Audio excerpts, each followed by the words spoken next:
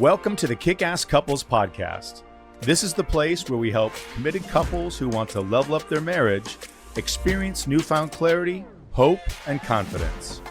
We're Matthew and Kim, co-hosts and husband and wife. In 26 years together, we've seen a lot and never thought it could be as good as it is right now.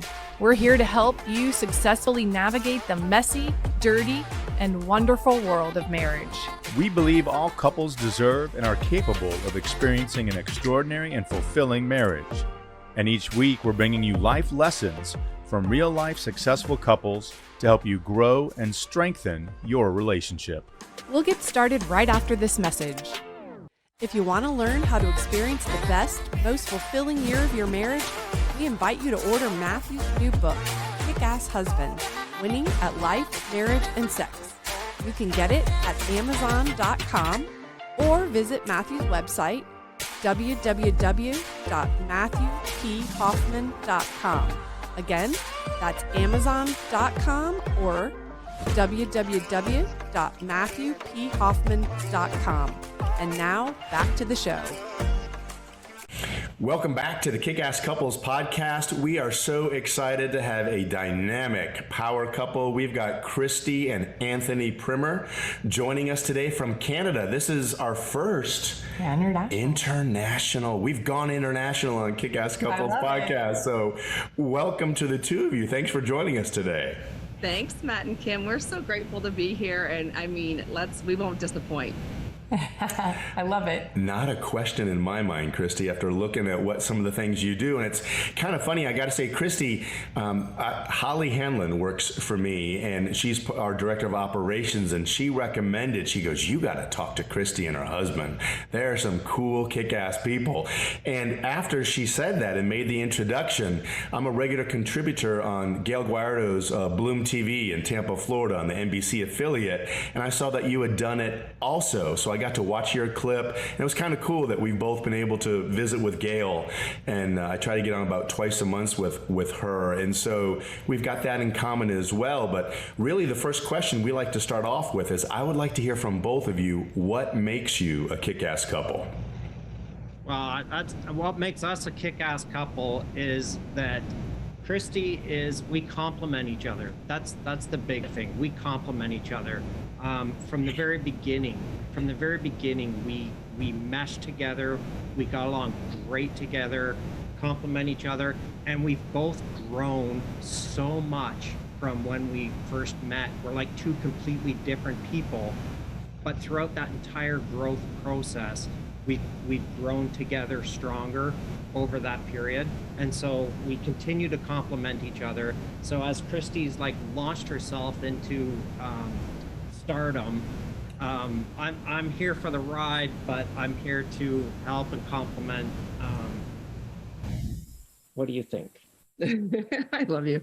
I would say what makes us a kick-ass couple is all of that, but at the foundation, we have our faith, and we are in this to win it. So we made the decision when we got married many, many years ago that we were going to be the most epic couple we could be, and be a representation, not just for our son, but for other people. So I think we're doing a pretty good job.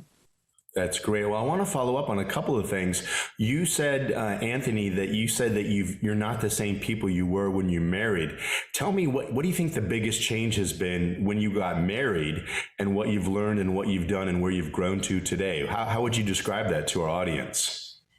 I think, well, first of all, if a couple thinks that they haven't changed, that's a problem with their perception, because people change constantly. Individuals, couples, groups, families, there's always change. And as our families grown, I mean, our son's grown up. I've learned so much raising Nevin, our son, and just being a part of his life and trying to be, a great role model in that. And as he's grown, I've had to grow.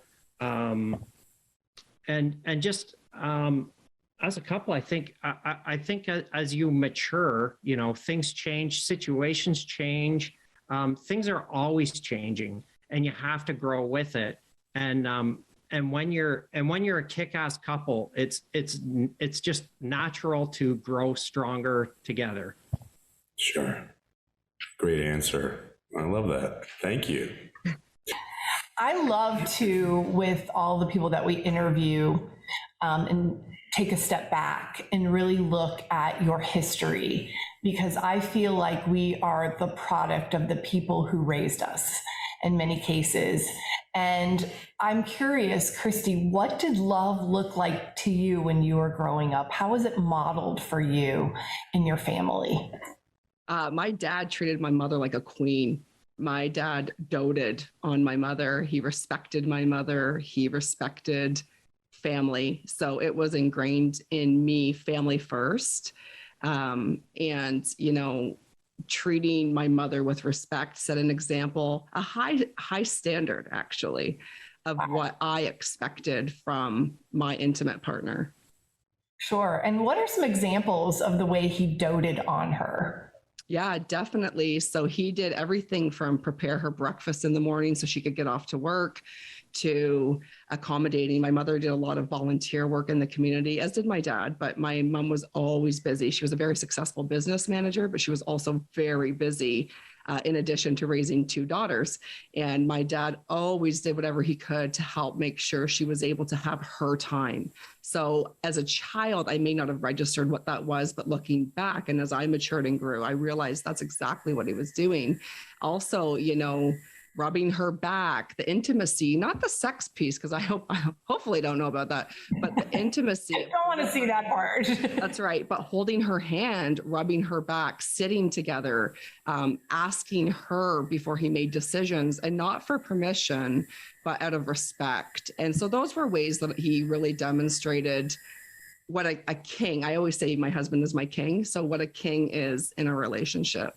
And so that it sounds like Anthony had a lot to live up to coming into that relationship, right? Because that's what you know, that's what's familiar to you, and that's what's been modeled for you.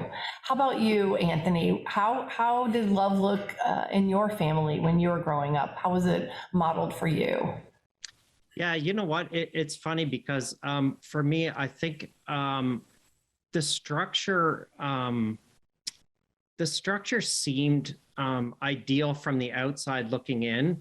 And so it was like a format. It seemed like a simple plug and play format that if I just followed exactly what my parents did, what their parents did, what their parents before them did, they all followed the same structure. And it's amazing that, that I felt like it was actually a setup for failure, believe it or not, because when I got involved in an intimate relationship with my wife, I discovered that there was actually work involved.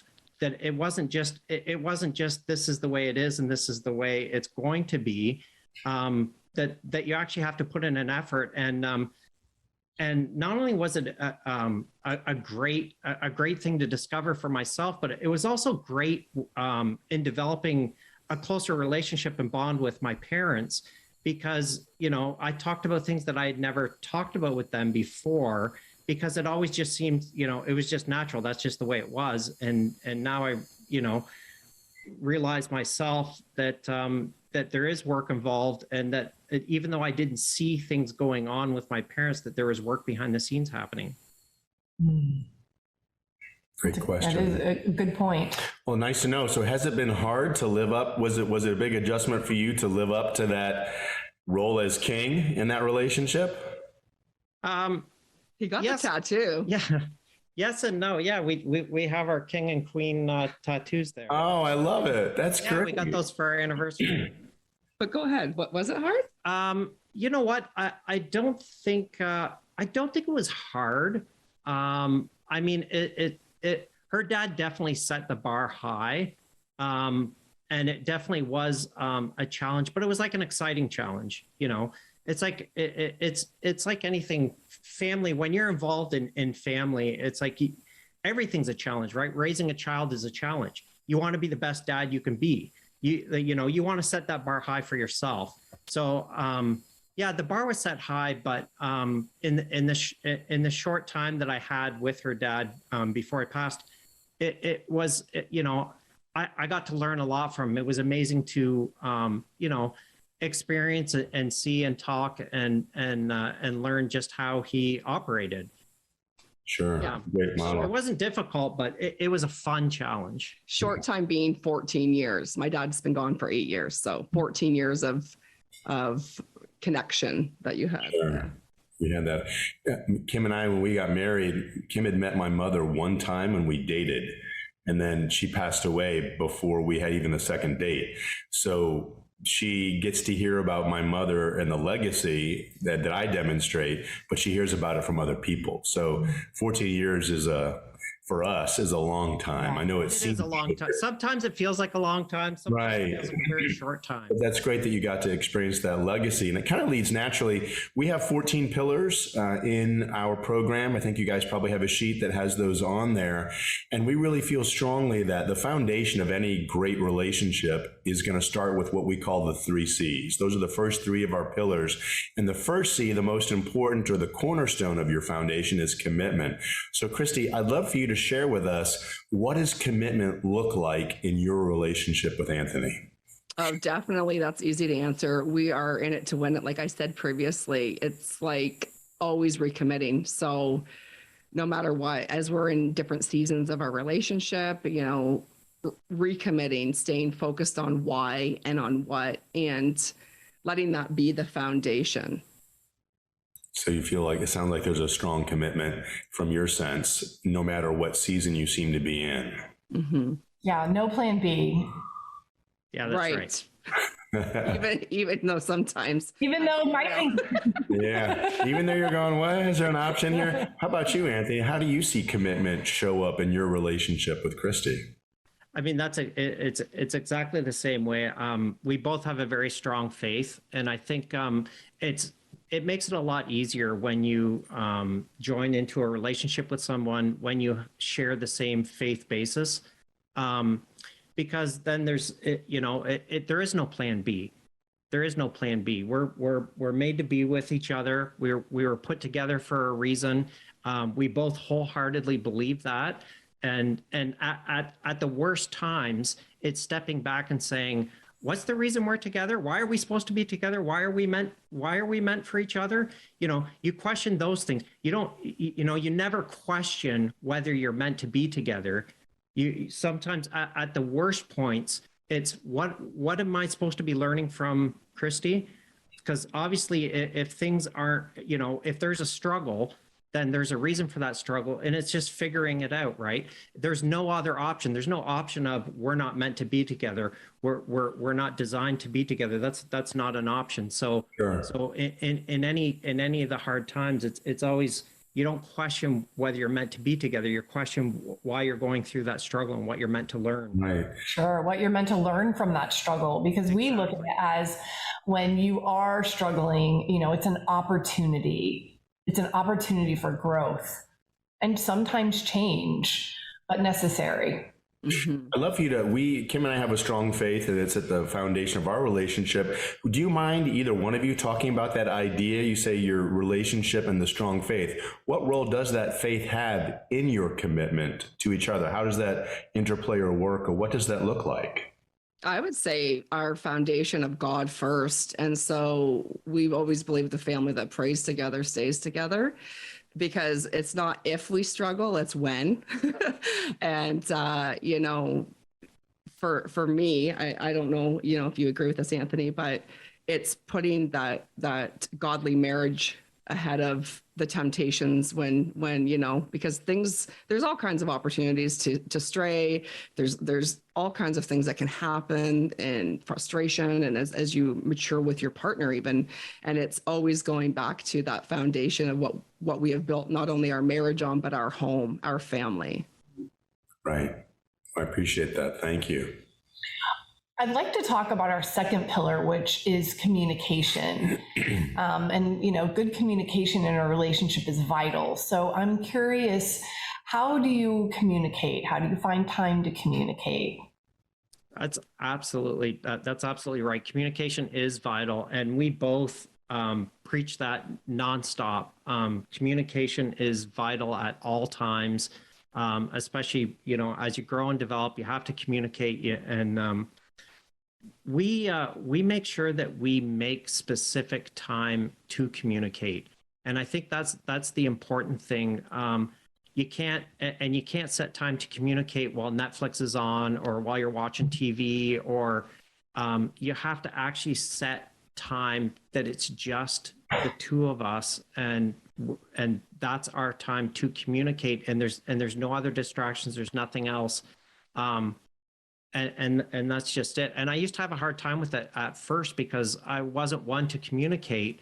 And I'm sure for Christy, it was even more frustrating because it was like pulling teeth to get me to, communicate. But, as we set that time apart, it ended up being, is we set an hour aside and it's already been 3, that time's up already. Because once I got talking, then it's getting me to shut up, I guess. I love it. And I think I really appreciate you pointing out to our listeners that you carve out that time, you create that time, and you make that space in your relationship to be able to have communication. So many people think if we sit down and watch a movie together, this is us communicating, this is us spending time together, when in reality, it's not. It's the time when you are putting away cell phones, you take away the distractions, and you are just together, the two of you. And like you said, 2 hours can go by and you're still talking, because I feel like there's always so much to say. Even if we've said it before, we say it again and it's heard maybe differently. So thank you for sharing that. How about you, Christy? How would you say, you've got a lot of irons in the fire. You are busy. You are just, every day your plate is full. How do you find time to communicate with Anthony? For me, it's prioritizing it, of course. And I think we've developed something Anthony's taught me is communication is not always through verbal language. And I love that because we have this, I can't explain it, but we have this way of communicating through touch, through just energy, like just being around each other and knowing that we don't always have to talk. Like on a car ride or something. The other thing, though, honestly, Kim, that's a bit important is we have a house in Florida as well. And so there's lots of times where I'm there for a month or 2 or 3 alone while Anthony's back here doing business. And so we prioritize our FaceTime. We prioritize connecting through text messages throughout the day, and not with the intention of someone has to reply right away, just with the intention of what I call little love notes or little messages, and just finding ways to not only keep our marriage spicy, but keep the stability, the solid foundation of the communication. Sure. So you have a lot of touch points, it sounds like, throughout the day. And it doesn't have to be literally touching each other, but we are connecting with each other in some way. Yeah, even little texts through the day. Christy's always, and vice versa. And it's gotten to the point now that when I've got a few minutes, I want to take my phone out and text her a quick hi. And we've gotten to a point where we're almost doing it at the exact same time. It's really amazing. A deep connection for sure. I love it. Really fun to hear. Our third C, or in third pillar that we have, is conflict resolution. And, it's not a question of if, there's always conflicts that arise. And it could be something you did, something you didn't do, or something that happens to you or your business. So when conflict does arise, Christy, how do you guys handle it? How do you approach it? Well, we've learned a lot of different ways that didn't work. So I'll start with that. Trying to keep respect at the forefront, goes back to our values and our commitment to one another. But learning that forgiveness is vital to a healthy marriage. Like, we have to address the elephant in the room. And I think because our communication is so on point for the most part, we haven't had, touch wood, any big issues come up that we haven't been addressing as they could be potentially building, if I'm saying that correctly. So when things are coming up, it's a matter of, it's safe for Anthony to say, hey, I didn't like it when you said this, or when you did that, it hurt my feelings, or vice versa. And knowing that that's not a catastrophic conversation, it's a way to nip bigger problems in the bud, actually. Sure. When it comes to creating a kick-ass marriage, do you ever wonder what you could be doing better?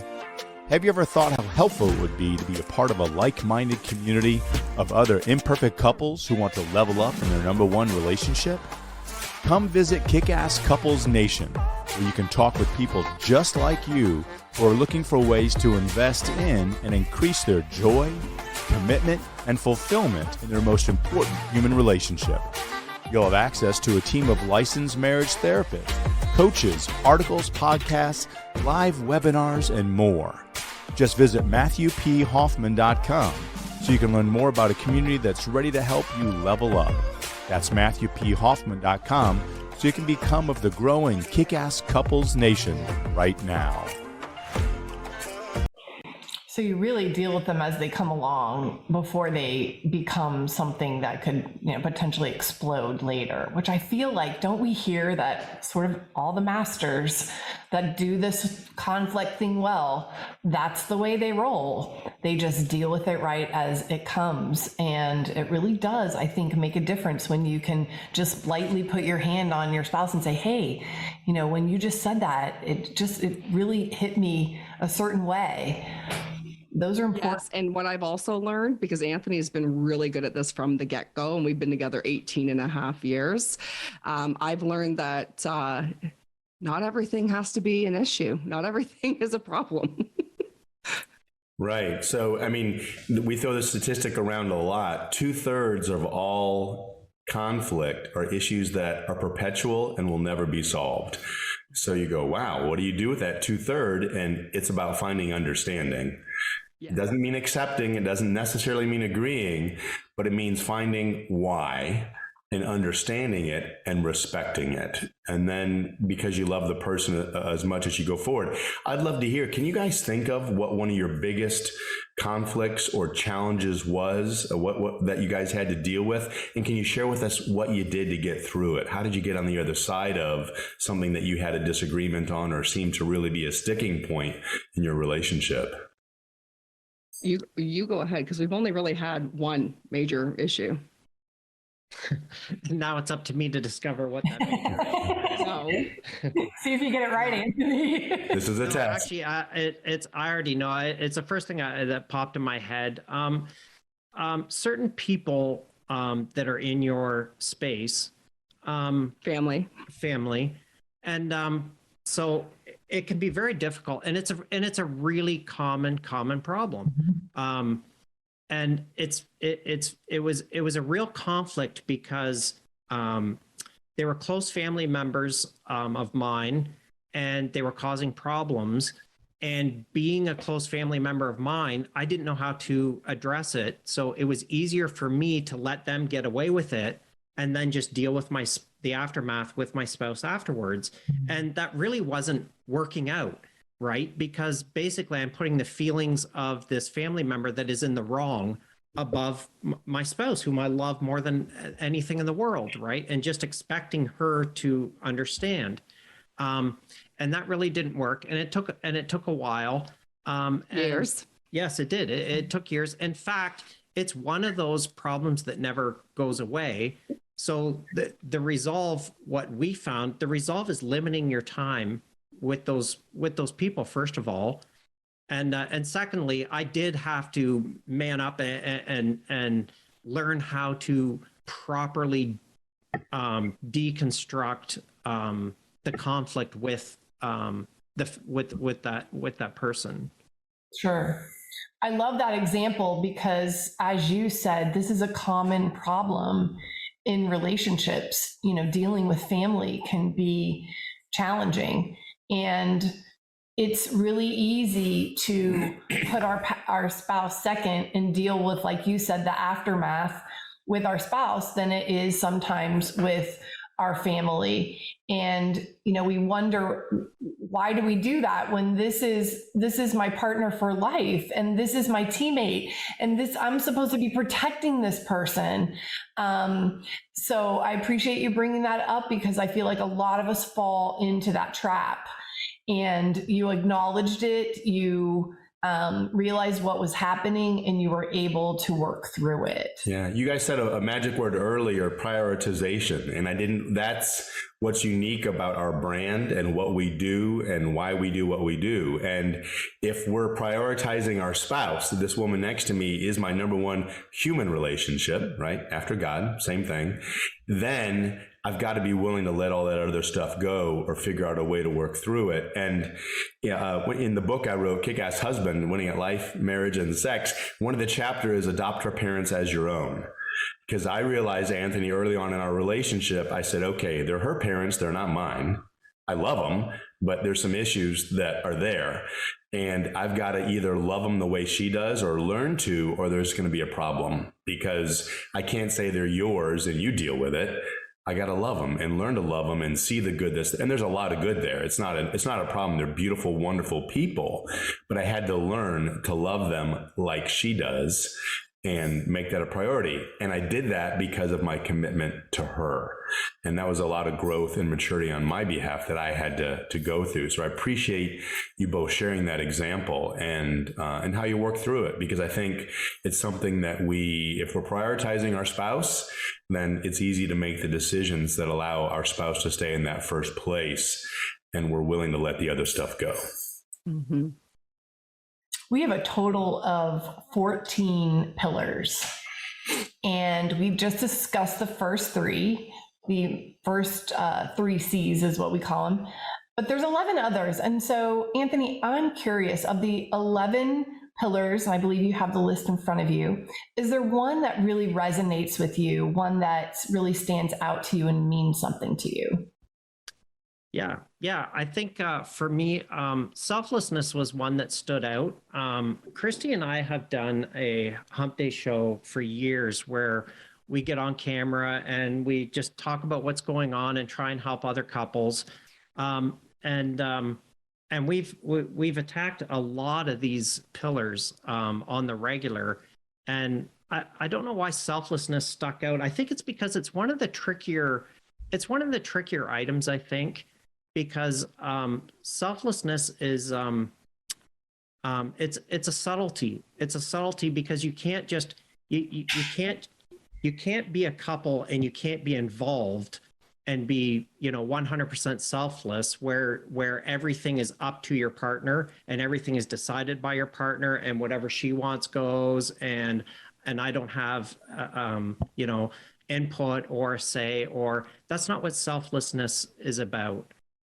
So I think selflessness stuck out for me because of the subtleties to it, and how it's about putting your partner first is what it is. It's about putting your partner first in all things and having consideration for your partner in everything that you do. But it's not about, it's not about not being yourself or not being, not taking on a significant role, not standing up when you can or when you need to. And so I think there's a careful balance there. Mm-hmm. And it's a real, it's one of the pillars that has a lot of subtleties to it. And I like it. Selfless is a big one. And, it's hard to, like you said, it's hard to do that. And consistently, I think sometimes, we can come home from a really long, hard day and we're tired. And, the last thing we want to do is put someone else before ourselves. But I think when we do that and we are pouring into our partner, it comes back tenfold. I really believe that. How about you, Christy? Is there a pillar that stands out to you, one that really resonates with you? Yeah, it's one that's actually one of our key non-negotiables in our marriage, and that's intimacy. I'm really big on intimacy, sexual intimacy, of course, and also intimacy in other ways, other gestures and behavior. Intimacy is huge. It plays such a big role in our relationship. And I think feeling close to our partner, physically, it just builds such trust and really makes for a special relationship. So I like intimacy too. It's one of my favorites as well. I do too. And I've learned that, there's emotional, there's intellectual, there's spiritual, there's physical, meaning proximity and touch, non-sexual, And then, of course, there's sexual. And, Anthony, I mean, as a guy, most guys, if you say intimacy, they go sex, right? And that is, but if you want that great result physically, all the other stuff has to be there. When we're connected spiritually, emotionally, intellectually, and physically in proximity, and all those other things are clicking, it makes the physical part of it so much better and real. And I think it's an ongoing challenge to get men to focus and work on that and understand that, that's how we get there. And so I appreciate that, Christy. And, another question I have for you guys is Kim and I are big subscribers to the idea of overflow thinking. And we think the strength of our relationship overflows into areas of our lives. So if our relationship is strong and we're humming and we're connected, every other area of our life is winning, because if I'm pouring into Kim so much that she can't keep all that goodness, she's going to bless everybody she comes into contact with because of the work that I'm doing, and vice versa. So I'd love for you each to share, how do you see the success of your relationship spilling over into other areas of your life? Yeah, you know what? It's like you said, it's an aura that overspills, and it's really easy. It's actually effortless. It seems, for the most part, that you have this aura, and people are just like, wow, you're really happy. You're in a really great mood. And it's like, yeah, you're right, I am. And I hear it all the time from people who meet and talk to Christy. It's like they just want to be in her aura. And I'm like, yeah, I get to be in it all the time. And I just, I take it away with me always. And it doesn't take much to get that refill. And it's for me, it's really effortless. When I'm with her, I draw on her, energy and aura. And then I, take it with me. I don't have to do anything anywhere else. I'm always that happy guy because I get to come home to her. Aw. I agree. I think for it's been years of work, and we still work on things when we need to, but we genuinely love each other. We have an incredible family. We have an incredible bond with our son. We have an incredible bond with one another. And we spend a lot of our time talking about intellectual things. Anthony's the smartest man I've ever met, and he listens well. And so we feel good around each other, which means we show up in our careers and businesses feeling good. We parent feeling good. We like to be that couple that radiates joy. And yes, that's not always the case, but for the most part it is. And, we like to live a drama-free life. Yeah. Beautiful. We also like to go backward and talk a little bit about your unmarried self. And so, Anthony, if you could go back to your unmarried self, put your hands on your shoulders, and give yourself one piece of advice, what would that piece of advice be? Jeez, that's a really good question. What have you learned? I've learned so much. I feel like I can't even connect with my unmarried self. He's that different of a guy.